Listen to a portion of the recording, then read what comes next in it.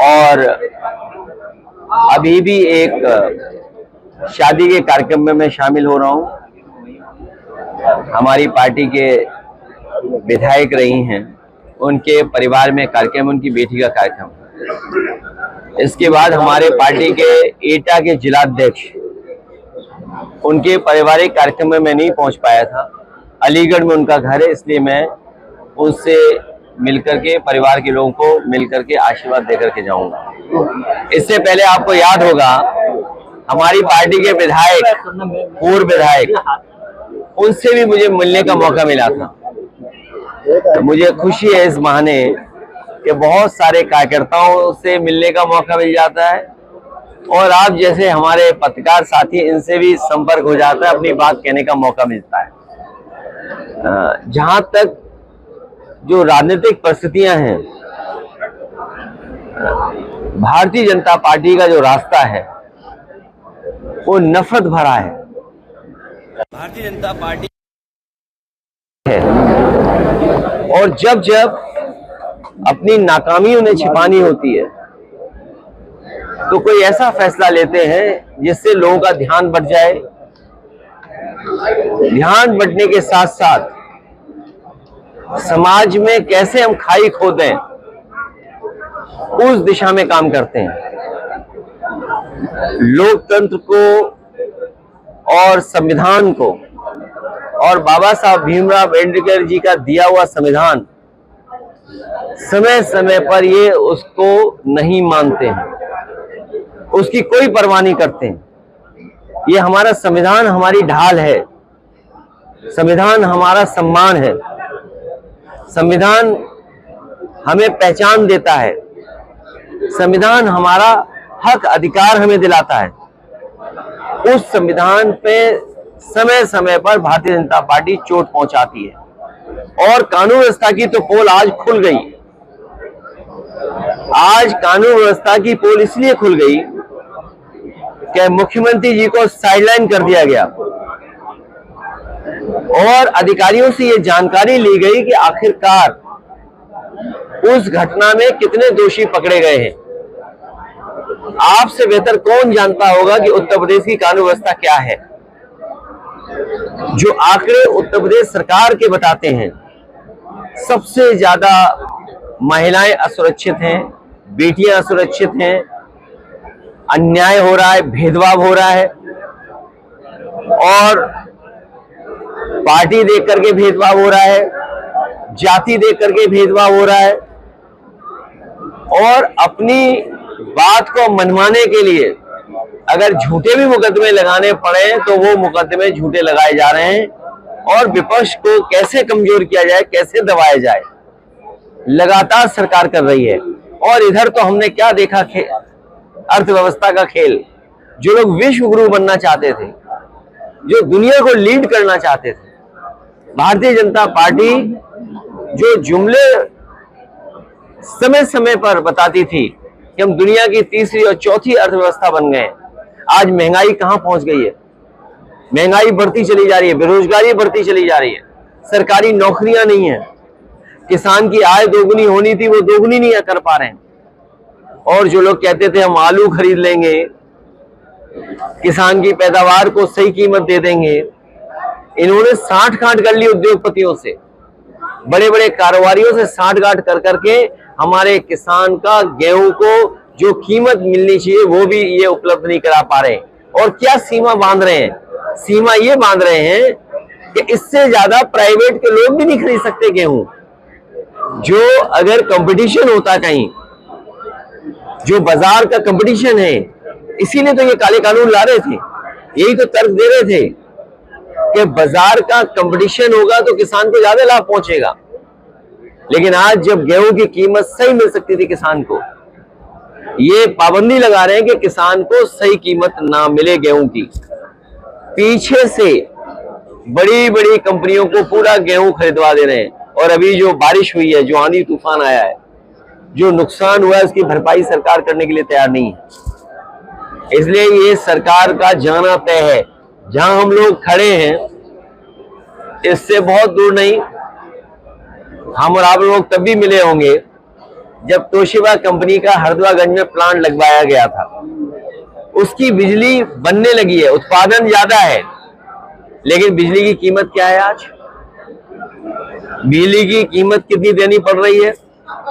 न केवल शहरी लोगों को देनी पड़ रही है, बल्कि गांव के लोगों को भी दिक्कत का सामना करना पड़ रहा है।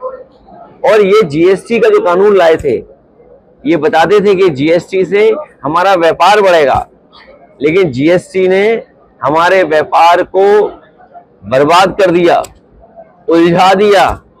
जो लाभ मिलना चाहिए था वो लाभ भी सरकार नहीं व्यापारियों को दे पा रही है। ये बात तो आपसे बेहतर कौन जानेगा। और हमारे चैनल भाई लोग हैं, जब से कोविड गया है तब से इनका भी वेतन किसी का नहीं बढ़ा। आपका प्रोग्राम चल रहा है, आओ गले मिले। उनको लेकर लगातार सियासत हो रही है, विरोध प्रदर्शन। आगरा में पुलिस ने बाकायदा डंडे खरीदे हैं, क्या कहेंगे आप? नहीं, रामजिया सुमन जी ने जो कुछ कहा, उसके बाद राज्यसभा के रिकॉर्ड से वो बात हटा दी गई। जिस समय कोई बात रिकॉर्ड से हटा दी जाती है, उसी समय बात खत्म हो जाती है। लेकिन भारतीय जनता पार्टी का भरोसा तानाशाही पर है। हिटलर ने कभी ट्रूपर्स बनाए थे, अपने पॉलिटिकल वर्कर्स को पुलिस की वर्दी पहना करके। वो जो चाहता था वो हिटलर करवाता था। ये जो सेनाएं दिखाई दे रही हैं, ये मुख्यमंत्री जी के इशारे पर सेनाएं हैं। और ये जो कुछ हो रहा है, ये सब कुछ सरकार के इशारे पर हो रहा है। और संविधान ही हमारी ढाल है।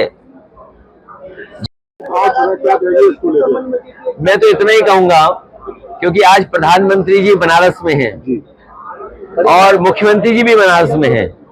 अब मैं प्रोटोकॉल याद नहीं दिलाऊंगा, लेकिन मैं बस इतना ही कहना चाहूंगा, अगर गांव की बात हुई है, गले मिलो इसलिए क्योंकि हमारा जो समाज है, हमारा जो देश है, अलग अलग धर्म, अलग अलग जाति का है। हम जितना गले मिलेंगे, हम जितना एक दूसरे को समझेंगे, हम जितना एक दूसरे के त्योहार खुशियों के साथ मनाएंगे, उतना ही हमारा समाज, उतना ही हमारा देश तरक्की करेगा, उतना ही हमारे समाज में भाईचारा बढ़ेगा। और जो बात गोद लेने की या गांव में जाने की है, मैं केवल मुख्यमंत्री जी से ये कहूंगा कि जिसको गोद लिया जाता है उसे अनाथ नहीं छोड़ा जाता है। जिन सांसदों ने कभी गांव गोद लिए होंगे, उन्हें अनाथ कर दिया। इसलिए मैं भारतीय जनता पार्टी को कहना चाहूंगा, उनके लीडर्स को कहना चाहूंगा कि जो गांव गोद लिए जाते हैं उनको अनाथ नहीं छोड़ा जाता है। आप मानते हैं अभी भी शासन और सुशासन की उत्तर प्रदेश चल रहा है क्या? अध्यक्ष जी, सुरक्षा और सुशासन का जो मुद्दा था भाजपा सरकार का, क्या आप भी आज भी वो योगी सरकार की ताकत मानते हैं आप? मैं न मानूं। आप घटनाएं जो हो रही, आज सोचिए आप, आज प्रधानमंत्री जी सीधे मिले अधिकारियों से, ये सरकार की पोल खोलता है। ये जो घटनाएं बनारस में हुई हैं, केवल एक घटना बनारस में नहीं हुई।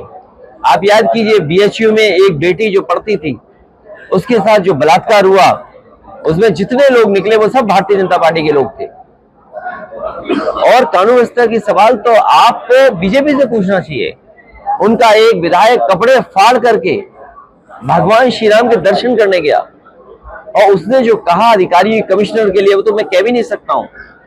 क्या दूध पिया हो तो, और यहाँ जितने पत्रकार हैं वो जानते होंगे कि ये दूध पियो वाला क्या नारा है, क्या गाली है, या किस तरीके से किसी को चैलेंज करने वाली बात है। उन्होंने अभी अपने हटे हुए कपड़े बदले नहीं हैं। तो कानून व्यवस्था तो समझ लो यही है। और जब प्रधानमंत्री सीधे जानना चाहते हो, तो सोचिए सरकार की क्या बची कानून व्यवस्था।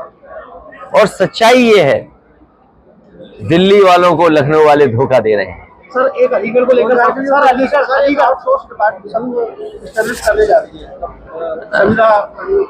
आउटसोर्स यही होता है कि जैसे आपके मालिक है, जब चाहे तब निकाल दें आपको। सर, अलीगढ़ और आउटसोर्स इसलिए कर रहे हैं क्योंकि आज आरक्षण न देना पड़े, जो हक है, जो आरक्षण है, वो न देना पड़े। अपनी मनमानी तरीके से नौकरी दे दें, मनमानी तरीके से वेतन तय कर दें, मनमानी तरीके से एक्सप्लॉइट कर दें। सर अलीगढ़ को लेकर लाल मेरा सवाल है। अलीगढ़ मुस्लिम यूनिवर्सिटी में अब जो हिंदू छात्र मंदिर बनवाने की मांग कर रहे हैं, ऐसे में तमाम कथावाचक भी बयान दे रहे हैं एमयू कैंपस में मंदिर बनना चाहिए जिस तरीके से तमाम मस्जिद हैं। मैं उन लोगों से कहूंगा, अंग्रेजों के जमाने के जो 2 एक्ट बने, एक BHU बनारस हिंदू यूनिवर्सिटी और एक अलीगढ़ मुस्लिम यूनिवर्सिटी, मैं उन बुद्धिजीवियों से कहूंगा कि दोनों एक्ट को पढ़ लें और उस समय क्या भावना थी दोनों एक्ट को पढ़ करके उनकी समझ में आ जाएगा। क्योंकि आजकल अगर ये आज के माहौल में कुछ चीजों को देखेंगे तो उन्हें कुछ समझ में नहीं आएगा। आज अभी आप छात्रा से भी मिले थे, उन्हीं की परीक्षाएं दे भाई, मुझे दुख है इस बात का। उस बेटी से मिला, आप में से कई लोगों ने खबर चलाई, कई चैनलों में खबर चली कि उसके पहनावे को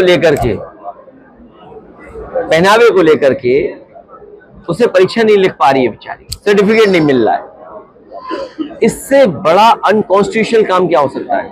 तभी हमने कहा कि संविधान हमारी ढाल है और ये सरकार और सरकार के अधिकारी संविधान को नहीं मान सकते। इससे बड़ा उदाहरण क्या हो सकता है कि जो कानून, जो संविधान हमें व्यवस्था देता है, जिस संविधान की वजह से हमें हक सम्मान मिल रहा है, वो हमें अधिकारी दे ही नहीं रहे सम्मान।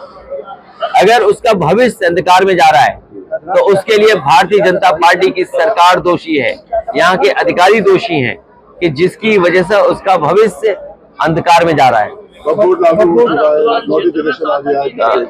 बोर्ड के खिलाफ है हम लोग। जिस तरीके से वो बिल आया है उस बिल को हम लोग कभी स्वीकार नहीं कर सकते। भारतीय जनता पार्टी के बिल को हम कभी स्वीकार नहीं कर सकते।